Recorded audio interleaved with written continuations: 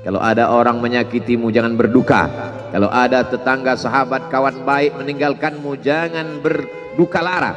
Karena sesungguhnya di balik itu semua, fa inna ma'al usri yusra, inna ma'al usri yusra. Idza daqat 'alaika dunya faqul ya Allah.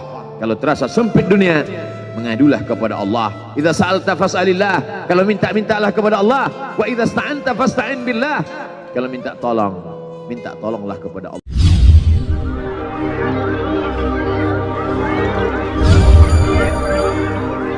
Alhamdulillah, wassalatu wassalamu ala rasulillah Sayyidina wa maulana Muhammad ibni Abdillah wa ala alihi wa sahbihi wa man tabi'ahu wa mawalah. Ashhadu an la ilaha illallah wahdahu la syarika lah, wa ashhadu anna sayyidana Muhammadan abduhu wa rasuluhu la nabiyya ba'dah. Allahumma salli ala sayyidina Muhammadin nabiyil ummi wa ala alihi wa sahbihi wa barik wa sallim. Qala Allah Ta'ala fil Qur'anil azim wa huwa asdaqul qailin. A'udzu billahi minasy syaithanir rajim. Ya ayyuhalladzina amanu taqullaha haqqa tuqatih wa la tamutunna illa wa antum muslimun. Wa qala ta'ala fi ayatin ukhra. Ya ayyuhalladzina amanu taqullaha wa qulu qawlan sadida yuslih lakum a'malakum wa yaghfir lakum dhunubakum wa man yuti'illaha wa rasulahu faqad faza fawzan 'azima. Ibadallah, usikum wa nafsi bi taqwallahi wa ta'atihi faqad fazal muttaqun. Hadirin jamaah Jumat yang dimuliakan Allah Subhanahu wa taala. Semua orang senang melihatnya karena dia bersih, karena dia rupawan, karena dia sopan dan santun, karena ayahnya meninggal dan ibunya juga sudah lama meninggalkannya. Orang kasihan melihatnya, maka karena kesenangan hati mereka, mereka sendiri yang memberikan gelar untuknya yang belum pernah mereka berikan kepada orang sebelum dia. Gelar itu bernama Al-Amin, orang yang layak menerima amanah. Amin diambil dari 3 huruf, alif, mim, nun. Dari kata alif, mim, nun muncullah kata amanah. Orang yang mampu menerima amanah disebut Al-Amin. Kita mengatakannya jujur. Lawan daripada amanah adalah khianah.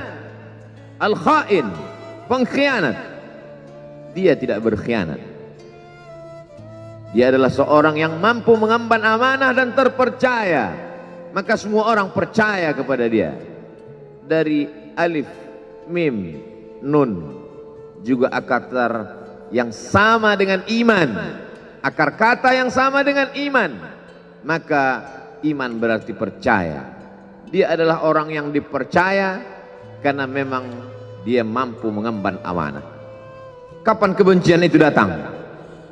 Kebencian itu datang ketika dia naik ke atas bukit Sofa dan dia berkata kepada semua penduduk Makkah, seandainya aku katakan di balik bukit Jabal Abi Qubais yang besar, gagah, perkasa, tinggi, menjulang ini ada pasukan musuh yang akan menyerang kita, apakah kalian percaya?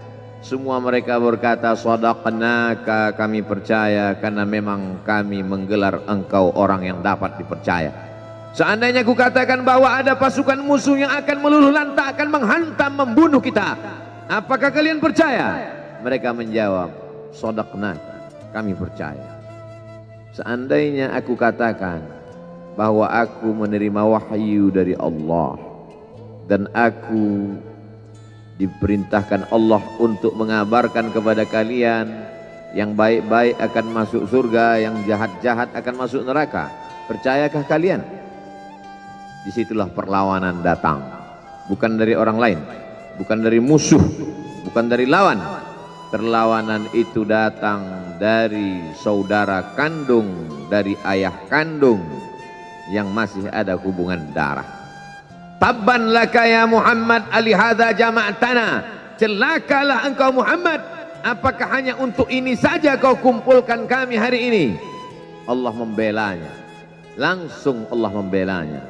Dia tidak membela dirinya, tapi Allah mengatakan tabbat yada abi lahabi wa tabba ma aghna anhu maluhu, hartanya tak ada berguna, wa ma kasab, hasil usahanya tak mendatangkan manfaat, wa imra'atuhu hammalatal hatab, istrinya menjadi pembawa kayu bakar, simbol dari adu domba, kata-kata yang membuat menyakitkan hati yang dibawa oleh Ummu Jamil istri Abu Lahab untuk menyiksa, menjelekkan, membuli, menebarkan berita untuk membunuh karakter Sayyidina wa Maulana Muhammad sallallahu alaihi wasallam.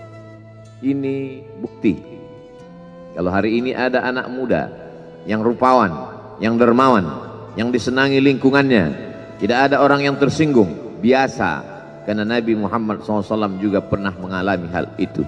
Tapi begitu kau katakan, aku tadi malam bermimpi bahwa aku mesti hijrah, meninggalkan komunitas peminum khamar, meninggalkan geng kita yang selama ini bicara tentang yang haram, maka disitulah mereka akan berkata, apakah hanya untuk ini saja kita berteman selama ini? Mana persahabatan kita? Apa yang dialami pemuda-pemuda hijrah hari ini dialami oleh Rasulullah sallallahu alaihi wasallam 14 abad yang silam. Ketika kau berhasil bisnis, orang senang. Ketika kau berhasil membina rumah tangga, tidak ada orang yang tersakiti. Ketika anakmu lucu-lucu dan kau berada di tengah mereka, tidak terusik kepentingan mereka, tidak terganggu ekonomi mereka, engkau adalah sahabat, engkau adalah teman setia. Tetapi ketika kau tidak ikut kemauan manusia, disitulah engkau sedang melantik dirimu sendiri menjadi musuh.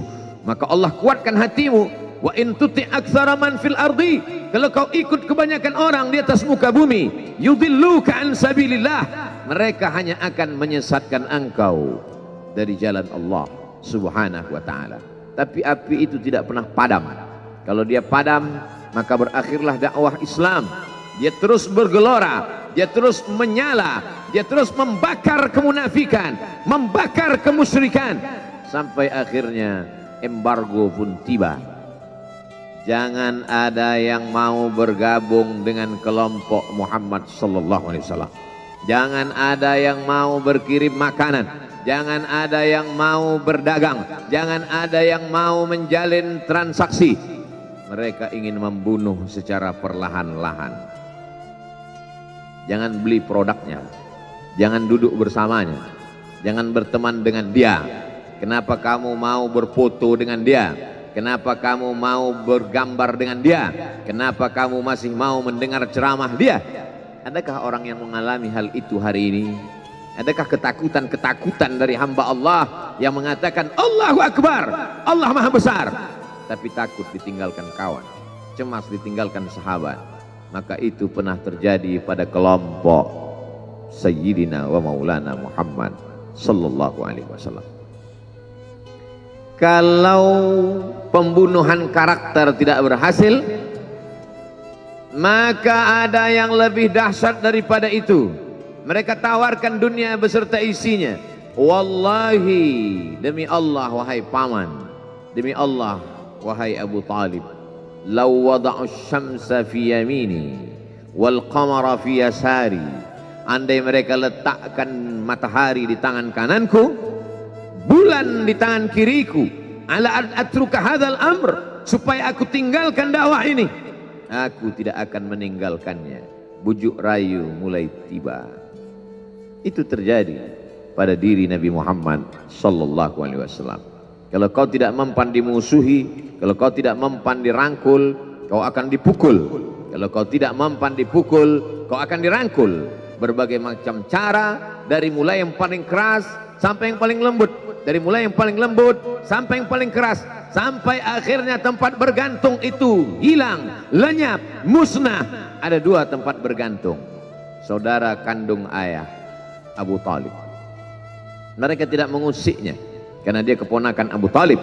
Abu Talib anak Abdul Muttalib, Abdul Muttalib anak Hashim, Hashim anak Abdi Manaf, Abdi Manaf anak Qusay, Qusaylah pendiri Darun Nadwah. Mereka keturunan darah mulia dari Adnan. Adnan menerima tetesan darah dari Ismail.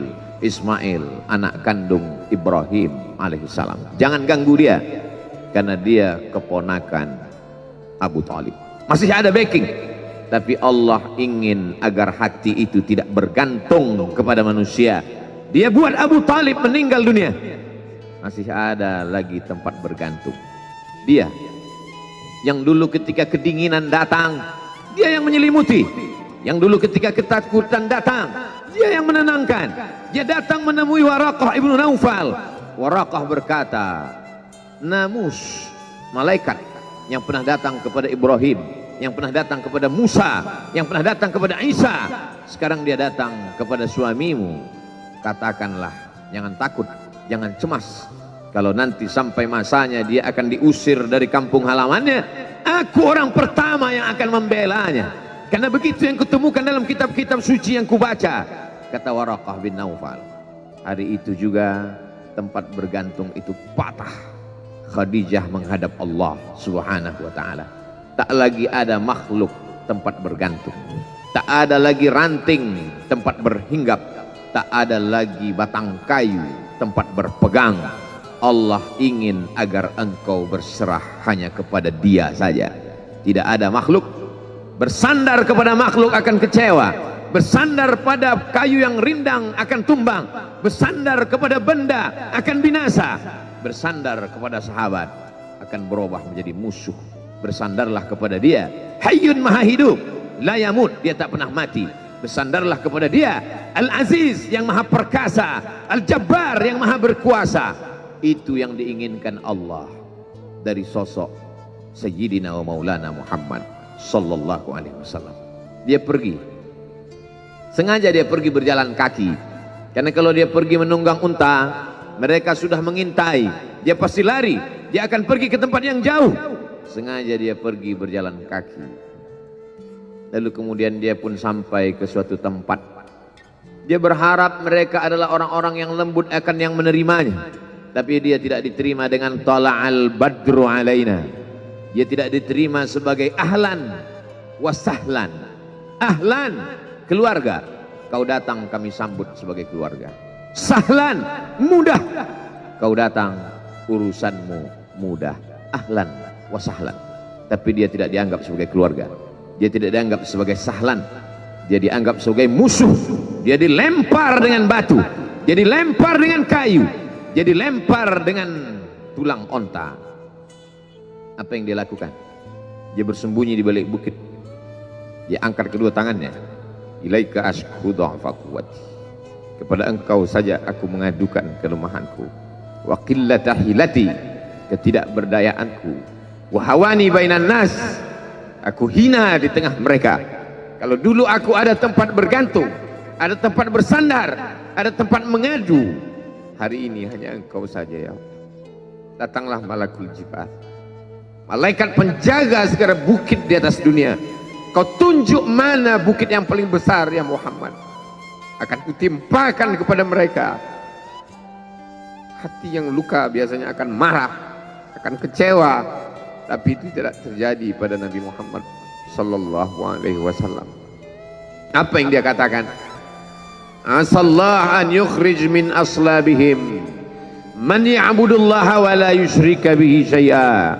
Ya Allah, keluarkan dari tulang sulbi mereka, keluarkan anak cucu mereka yang akan menyembah engkau. Tidak ada satupun yang akan mempersekutukan engkau di atas muka bumi ini. Doanya dikabulkan, hatinya susah, pikirannya kacau, tapi lidahnya tidak berkata-kata kasar. Dia doakan agar anak cucu mereka menyembah Allah. 100% penduduk Taif hari ini bersyahadat asyhadu an la ilaha illallah wa asyhadu anna Muhammadan Rasulullah. Doa orang yang teraniaya, doa orang yang terzolimi. Dia berhenti di sebuah kebun. Ada seorang yang bukan terpandang membawakan beberapa ranting anggur sebagai pelipur lara, penghilang haus, pelepas daganya. Ketika anggur itu akan masuk ke mulutnya, dia berkata Bismillahirrahmanirrahim, atas nama Allah. Maka hamba sahaya miskin, susah, melarat, perantau yang tak punya apa-apa itu heran. Apa yang kau ucapkan? Bismillah. Kau sebut nama Allah ya. Tidak ada satupun orang di kampung ini kalau makan menyebut nama Allah. Siapa engkau? Aku Nabi yang diutus Allah Subhanahu wa ta'ala. Berarti engkau sama dengan orang yang dulu pernah berada di kampungku. Engkau dari mana? Aku dari Ninawi. Ninawi, ya. Di sana ada saudaraku, kata Nabi Muhammad SAW. Di sana ada saudaraku, namanya Yunus bin Matta. Yunus bin Matta adalah saudaraku. Sama-sama hamba yang diutus Allah Subhanahu wa ta'ala. Dia juga diingkari oleh kaumnya. Dia masuk ke dalam lautan, ditelan seekor ikan dalam 3 kegelapan. Gelapnya tengah malam, gelapnya lautan, gelapnya perut ikan. Dia berserah kepada Allah. La ilaha illa anta subhanaka inni kuntu minal zalimin. Begitu cara Allah mengingatkan Nabi Muhammad SAW. Apa yang kau rasakan hari ini belum ada apa-apanya dengan apa yang pernah dirasakan oleh Yunus bin Matta. Mendengar itu langsung saja Addas bersimpuh sujud mencium lutut Nabi Muhammad SAW. Dia tidak mulia, dia hamba sahaya, dia miskin, dia perantau, tapi dia sempat mencium tangan Nabi Muhammad SAW. Dia sempat menghilangkan dahaga dari leher Nabi Muhammad SAW. Pertemuan yang berkesan. Biarlah pertemuan itu sekali, tapi sampai ke lubuk hati. Untuk apa pertemuan yang berulang kali, tapi hanya sampai di tepi bibir, hanya basa-basi. Nabi SAW kembali, dia pulang. Di tengah perjalanan dia mendengar, qul, katakan, uhiya ilayya annahu istama'a nafarun minal jin. Ada sekelompok jin. Jin itu berkata, inna sami'na qur'anan ajaba. Kami mendengarkan bacaan Al-Quran ajaba, menakjubkan, ajib. Biarlah manusia menolakmu, biarlah manusia yang aku dan sombong itu tidak menerimamu, tapi ada satu makhluk yang mau menerimamu. Inna, kami dari kalangan jin, sami'na, mendengar, Qur'anan ajaba, bacaan Al-Quran yang mengagumkan, yahdi ila rusdi, yang membuat kami lurus berpikir benar. Betapa jin yang dikatakan makhluk jahat, tapi ketika dia mendengarkan bacaan Al-Quran tersentuh hatinya dan dia bersyahadat, anna minnal muslimun, kami ada yang muslim, wa minnal qasitun, kami ada yang kafir. Yang muslim taharrau rasyada, selalu mencari jalan kebenaran. Yang kafir kanu li jahannam hataba, mereka hanya akan menjadi santapan neraka jahanam. Dia kembali ke kota suci Makkah Al-Mukarramah seperti biasa, sampai akhirnya datanglah malaikat Jibril, membelah dadanya, mensucikan hatinya sampai layak, lalu kemudian dia pun dibawa.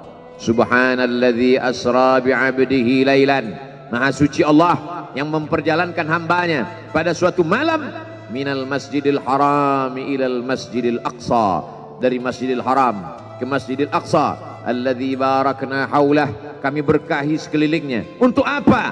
Linuriyahu min ayatina, kami ingin memperlihatkan kepadanya tanda-tanda kebesaran kami.